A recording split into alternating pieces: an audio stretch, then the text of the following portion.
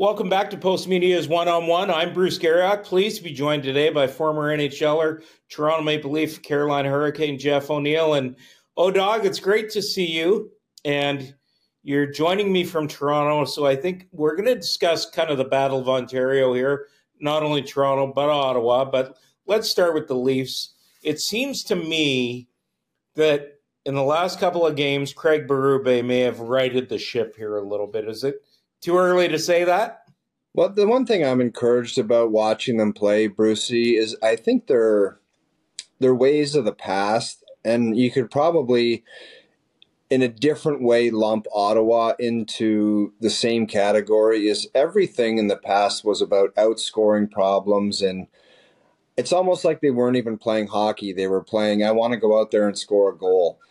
And I've seen Ottawa do it and Toronto do it, and they've both continued to do it, and guess where it's got them? It's got Ottawa nowhere near the playoffs, and it's got Toronto getting bounced in the first round every year in the playoffs. So I think Craig's come in there, and I don't think he's tried to be a hero. I think he's just tried to make everybody understand that what you guys have been doing, there's the reason for everything. It's like when I sat down with my trainer in the gym, he was like, there's a reason for this and a reason for that, and this is how we're going to fix it. So I think he just explained the reasoning of this is why you're in the past you're getting beat by good quality physical teams, is because you're just trying to outskill everything. Even, they played a game in Winnipeg where it was get it in the corners and work it around, get it to the front of the net where your guys that can shoot the puck are in good positions to score. And that's, if you watch the Florida Panthers, and so the Florida Panthers aren't the be-all and end-all of it. It's just more of a manly game where it's get in and get on it and be physical and pay attention to detail. I mean, you still see some stuff creep up, like silly passes and giveaways and trying to do too much at the wrong time. But I think the overall idea is there that the approach to the game has got to be different. It's interesting, though. You talk about the Florida Panthers, and it's kind of a copycat league. Yeah. But isn't that the way the St. Louis Blues won the Stanley Cup? The way you described? Brucey, what about the Tampa Bay Lightning going to 3 straight Stanley Cup finals? Yeah. For years, they were skill. And finally, that operation said, you know what? We've got to go out there and get some kind of identity. And they went out and got Goudreau, Coleman, and different players, and they formulated some toughness, and they realized that they had to have some monsters on the back end and play a completely different way. You still have to have the skill. And if you look at their championship runs, every goal that was scored, man, it seemed like it was Braden Point, Kucherov, Stamkos. But the way they got there was completely different than what they did in the past. So, and as I said, the Florida Panthers model, it's not like that's what you have to do to win the Cup. But it seems like when you play that way in the playoffs, because I'm sure you would agree, Brucey, that of all the major sports, hockey is the one that completely alters come playoff time. It's not even close. It's right. So it's like you could be the best regular season team, and I don't know if the best regular season team in the NBA or Major League Baseball, but of all the big sports, it's the one that's come playoff time, the sport completely changes. It's completely different, and how you play the game is completely different. So I think everybody gets to a point where they have to realize it sooner or later. Jeff, one of the guys I wanted to talk to you about a bit was Mitch Marner, and I talked to you about whether I think Mitch Marner is Craig Berube's kind of guy. And do you think he can be part of the solution there? Well, I absolutely can. And I compare him to a player like Braden Point, where it's like if you looked at Braden Point and just, is he a Craig Berube type player? I think everybody has this vision in their head of Craig Berube type player as Ryan Reeves, and that's it. I know I do. I know I did. I think of Craig, like when Ottawa was talking about Craig Berube, this is kind of funny. I said to my buddies, I'm not sure I want them to hire him. I'm kind of afraid of him. Yeah, but as far as a coach, he loves dealing with skilled players, elite players. It's just he wants to get the best out of everyone, and I think he just wants to give the players the best chance to win. So it's not like his approach is you've got to be some kind of 6'4" monster and go out there and crush everybody on the ice. He just wants everybody to be good when you're supposed to be good And if there's a smart way with the puck as opposed to a risky way when the game's on the line, then that's what he wants you to do. And I mentioned Braden Point, like come playoff time, that guy was just clutch. So I think that's the biggest thing for Mitch moving forward if he really wants to be a part of this thing. And I have no idea what ultimately happens to him. But if he's clutch and can be the best player on the ice in a couple playoff series and get to a conference final, I'm sure that's really what everybody would want to see. You know, one of the things that's interesting is the goaltending. And if I said to you today, and it's way too early, and I shouldn't do this to you, but who will be the number one goalie in the playoffs for the Toronto Maple Leafs if they number one make the playoffs and if they started today? It's without a doubt right now. It's Anthony Stolar. I think the mountain that Joseph Woll would have to climb for anybody to look at him and say he's got to be the guy in the net come playoff time. That would seem like that's a big gap to make up. First of all, because he hardly plays. In any big game coming up, I would imagine within the next month or 3-week segment, Stolarz is going to be the guy in net. So I don't know how Joseph Woll, he would have to go in and play some unbelievable hockey for Joseph Woll for anybody to say that he is going to be the guy moving forward. Like he would really have to get someone's attention to say, we got a big game in Boston or Florida coming up. He's got to go in the net. Because as of right now, and I don't see it really changing in the next couple weeks, it's Stolarz without a question. You know, one of the things that's interesting is the Atlantic Division. And is it the best division in hockey, or is it the closest division in hockey right now because all the teams are kind of muddling around at the moment? I think it's a combination of both. I think I agree with Paul Maurice that there's some games and some matchups. I mean, you get the Florida Panthers and the Boston Bruins. I want to watch that game. Yeah, me too. Yeah, there's all kinds of problems that happen out there. It's nasty. It seems like a playoff game, every regular season game.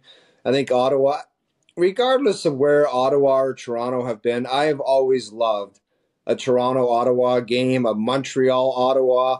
I just love those Canadian matchups. I wasn't missing Boston, Toronto Saturday night. I had to watch that game. Yeah, it's a good rivalry, a good matchup. So I think we're probably a little bit it's what we do, Brucey, and it's what we know. So I think that we would say that's the division, but you can't argue with what's happened the last bunch of years with Stanley Cup finals and Stanley Cup championships being in the Atlantic Division. So you gotta earn it to get out of it, man. Like, yeah, you look at it, and I look at the Leafs. It's like someday you might look at that afterwards if they can't get something done and say they were somewhat a victim of circumstance.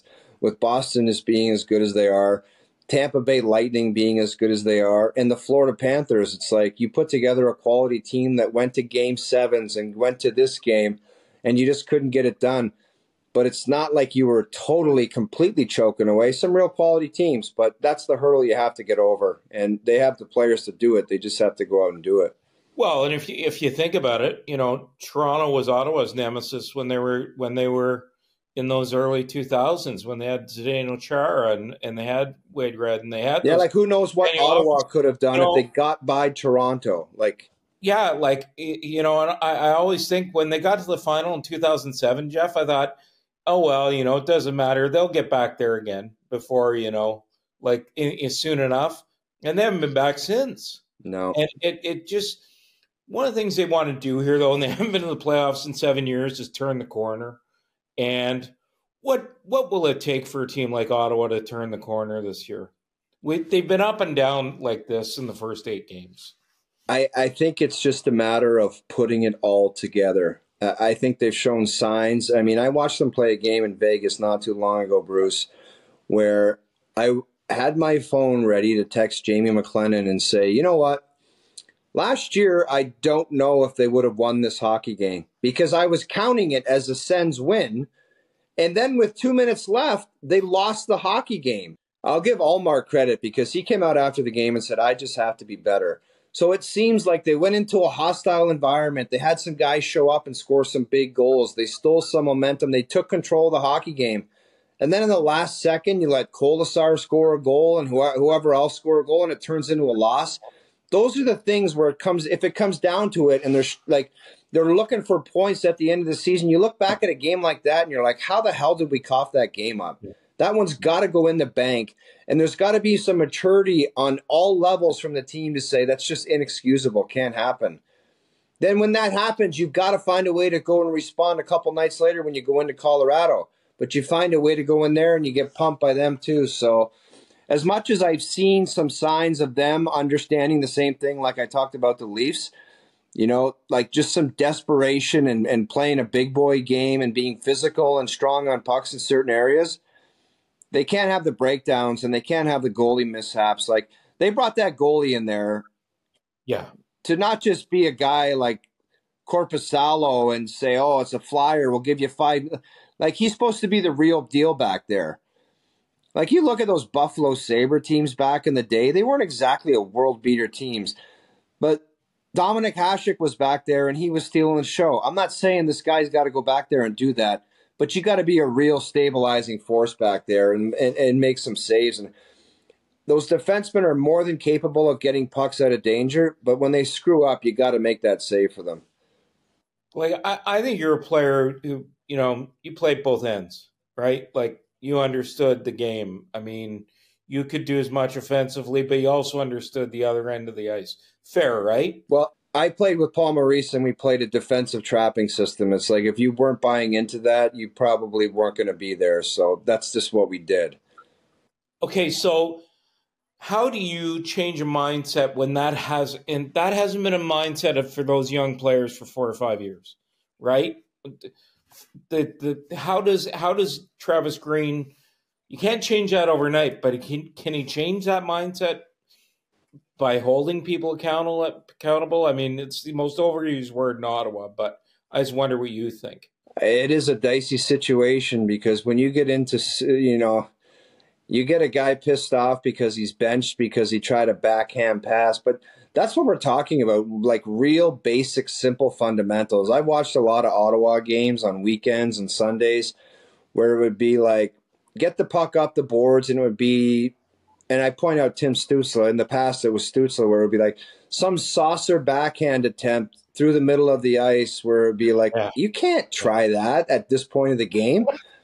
So it's like, but the thing is, everybody says about the NHL, it's not a developmental league. Like, guys should know that. Do you know what I mean? It's like in the American Hockey League, you might go down and lean over and say, hey, bud, you can't try that. And this, like, you got to know that stuff in the big leagues. But it seems like times have changed where it's like, throw him in the NHL, he's good enough. And then it's like this developmental stage where I've always viewed the NHL as a non-developmental league. It's like, you got to know what the hell you're doing up there. And I find it crazy how players are so silly. Like, I was smart enough where a coach would say, if we were beating a team 5-1, say, everybody, let's slow down, one guy in, trap it up, we're giving them nothing, and the game's over. And I know that's like a reference to 90s hockey where that happened a lot, where you could hook and hold, you locked it down. And when a quality team got up 3-1 or 3-2, it was pretty much game over in the third. Unless there were some penalties or you had a situation where a guy was a game breaker and you couldn't stop him. But, like, lock it down. Be smart. Be aggressive. Force them into doing things that are the team is trailing where they're uncomfortable, and then you take advantage of their opportunity. Like the New Jersey Devils, everybody talked about them as this like defensive juggernaut. They would prey on turnovers so much, and they would create so much offense just from sitting back saying, oh, you think you're going to pass it there? Wrong. And they'd go the other way and score, and they made it look so simple. Well, and I mean, basically, you're speaking to the way they lost in Vegas. They couldn't lock it down. Can't lock it down. They locked it down for 56 minutes, but they couldn't lock it down in the last 4 Keegan minutes. Colasar is a great player, but he's a fourth-line player. There's no way he should be open to beat you in a hockey game. If it's Jack Eichel, maybe you can go to the bench and say, well, he's just a good player. He made a good play. Their fourth line shouldn't have a wide opening like that in an odd man rush or whatever the hell the breakdown was. It shouldn't happen. Good teams don't do it. But the question is for the Ottawa Senators, when are we going to continue to say good teams don't do that? Like, how many years in a row are we going to say about the Sens, well, they're a really good team, but they're just not showing it?